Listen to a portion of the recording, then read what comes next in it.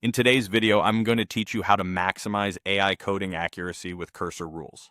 By the end, you'll know exactly how to structure clear, contextual guidelines so the AI consistently generates code that matches your project's standards. Start by creating a dedicated folder in your repository called .cursor rules. Inside this folder, you'll store your rule files using the MDC extension.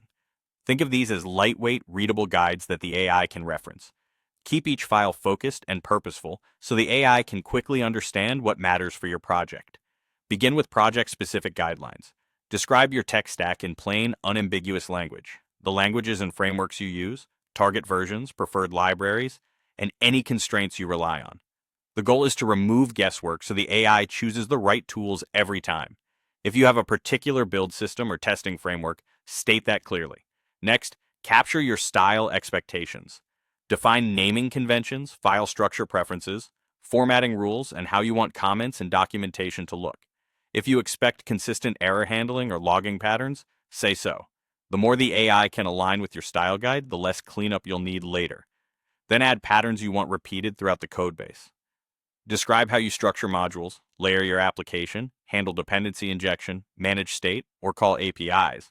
If you use a particular architecture, articulate it in a way that's easy to follow, with short examples that show the shape of a correct solution. Include a section for common bugs and pitfalls you've seen in this project.